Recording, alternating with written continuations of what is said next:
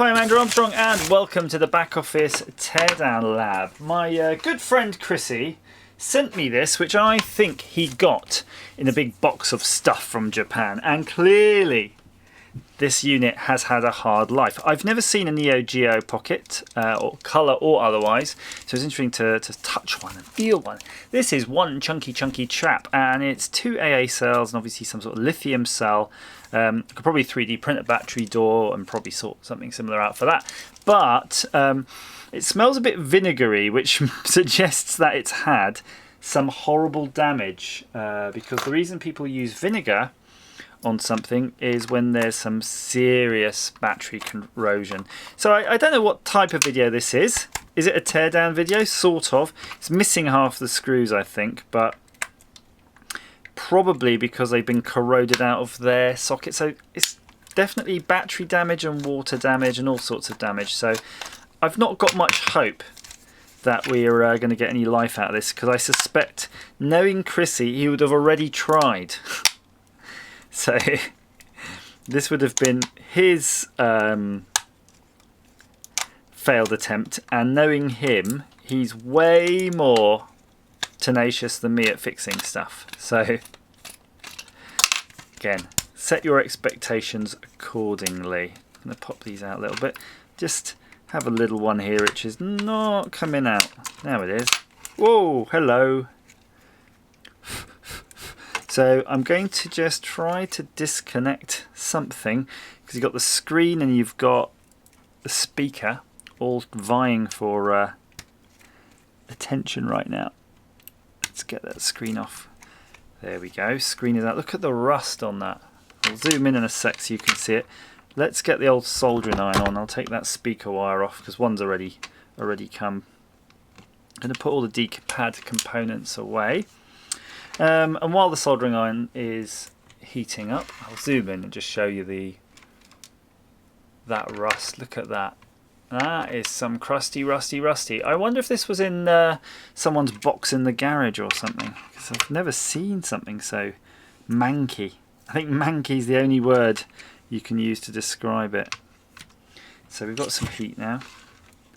Let's just touch that there. Bink. Get rid of that. Right. So the screen is off. There we go. I just thought I lost the screws. I was like, what did I do with those screws?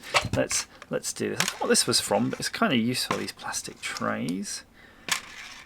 I might mould this tray, copy it. Shall I make some clones of this tray in resin, and we can sell them in the back office shop? Special back office show resin trays. Now, how do we get this out? I'm going to just start levering things. Oh yeah, levering does the job. Now I already did try putting a battery in this. Didn't do anything. Just in case you're wondering. There is some residues on here, but I'm not seeing. Hang on. I am seeing. I'm seeing a very dead LED hole. So we've got a dead LED there. There's a bit of crustiness around that, but that's kind of it, really. I mean, there's just general mess that looks like resin residue, but apart from that, it's not too bad. So I think I'll get my cleaning things and have a go. But just before I do, look at this. It has years, month, BME and work. So I'll hold it there so you can see the codes. So comment down below if you know how to decode the codes and what those codes mean, and I'll go get the cleaning things and we'll give this a bloody good scrubbing. I started scrubbing without showing you, and during that I managed to pop the lid on this joystick thing. It's really interesting. It's actually 4 actual micro switches and a little enclosure. That's so cute. People did say it is a bit filthy. I will clean that out, but not just yet, because I've got the rest of the board to do. But people did say that these did handle quite well. I can see why. They did put a bit of effort into that. So I'm going to hold this bit of plastic up. That's a bit behind the screen. This is Flux Clean from, I don't know, RS or CPC, the usual places. And you can see as I brush that, it's eating away that brown fluxiness. I'll sort of zoom in so you can see it doing it. And I do actually have some better brushes. If you get the ones like this, or even shorter, they do really short versions of that. They are absolutely superb for scrubbing. And it might take a bit of time, but you'll see that brown and paint and anything that happens to be on the board will just melt away satisfyingly into the nothingness. There you go. See, it's already starting to look cleaner. My intention is to clean this board up. I'm just giving it a wash effectively. Try not to knock off any surface mount components through being a bit too abusive. These pads seem to be being dissolved. The adhesive on them's dissolved by the cleaner, so I'm going to put those aside. Don't want to lose them. Okay. And then what you can do as well, if you want to do a proper job, put the piece of tissue between the board and your brush and do it that way, so that all the dirt will adhere to your bit of tissue. Because the problem with flux is you can dissolve, well, there's not so much flux tissue on this board, it's more dirt, but if you've got a fluxy board, what you're doing is you're basically just melting the flux with the flux cleaner, because it's a solvent, and then when the solvent evaporates, your flux is still there, you've just moved it around. So you need still to pick it up with something. So if it's a bit like just cleaning your floor, although it's fun running the mop around, you still got to squeeze it off in the bucket every now and then. There you go. Microelectronics compared to mops and bucketing. Right, we just leave that there to dry for a bit while we go look for another LED. They've handily got on the picture, which is the anode and the cathode, but what I'll just do is I'll try to tin it up and suck it out. I do wonder why the LED went though. I think we can start thinking about putting this back together. Just there's the LED, by the way. I did just pop that in. You can see it there. No big deal on that one. Apart from I'm not entirely sure it's adhered to anything correctly. Yeah, just looking here. I dismantled my D-pad unintentionally. There is this strange piece there that just hooks into that, and I presume it goes in like this, but it is kind of loose. It does float loosely, so what do you think, boys and girls? Does that seem right to you, or do you think it goes on the top? Like, no, it definitely does not go on the top. It has to go underneath.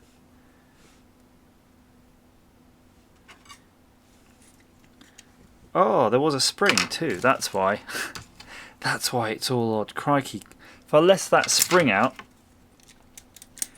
it would be game over, sunshine.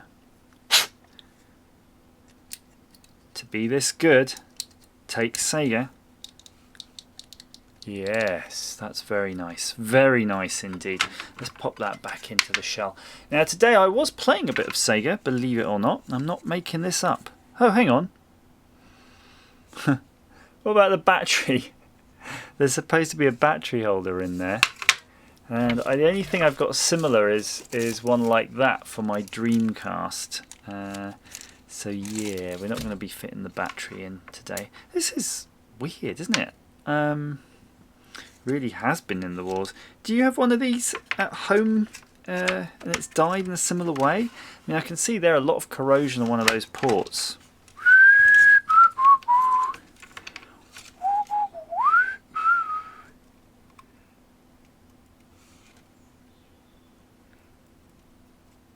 Oh, it doesn't even want to solder the speakers. Oh.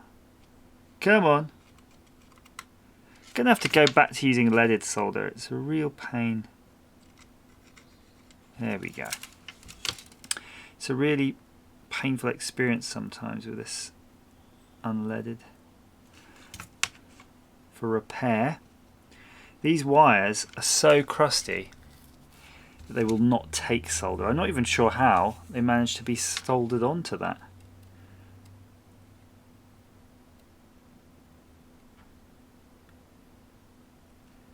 I can only conclude it was a fluke. So I'm going to have to replace those wires now as well.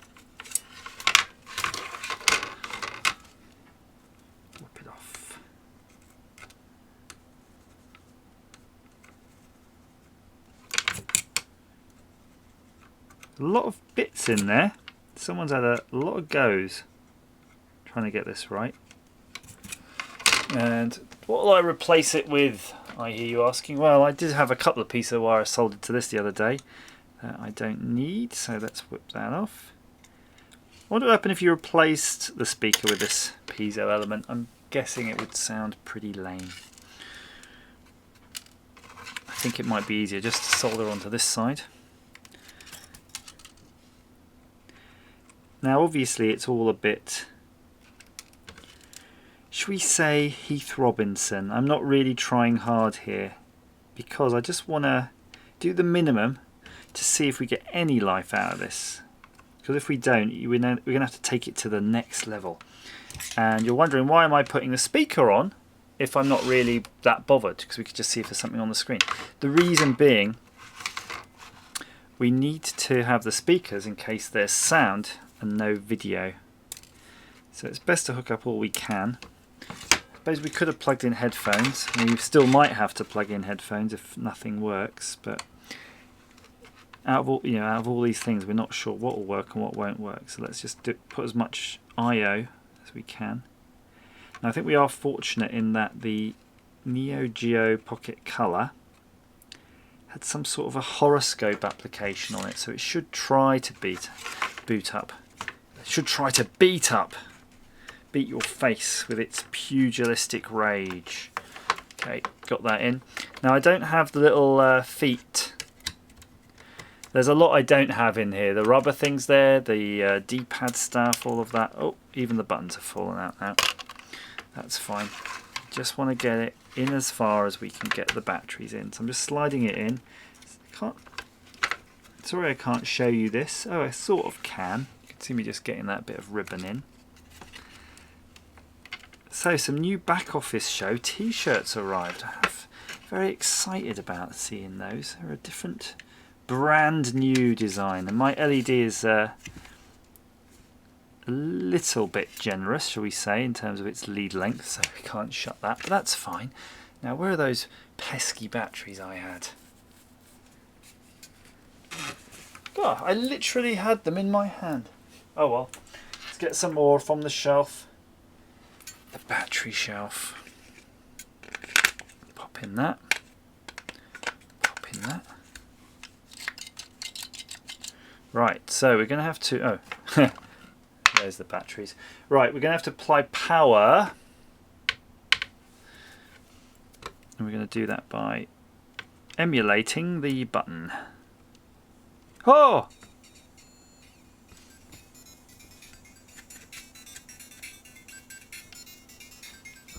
That's something, isn't it?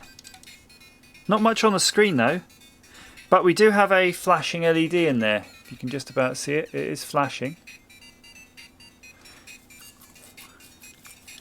I'm quite excited now. Crikey. I really wasn't expecting this. Now, let's see if we can get anything out of the screen.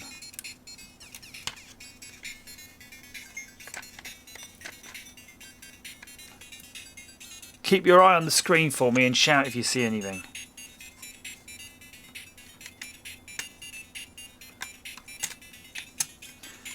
Guessing you won't see anything now. So I'm just adjusting the ribbon cable.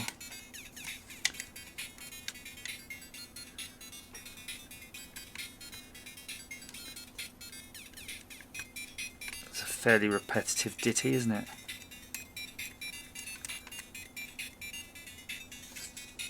Okay, I've given the ribbon cable the best opportunity for shoving itself all the way in. The door is so open, it's unbelievable.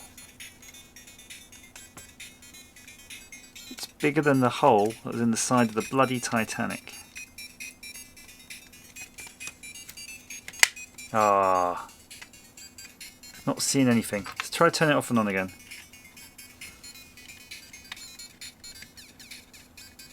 No, it refuses to go off. There we go.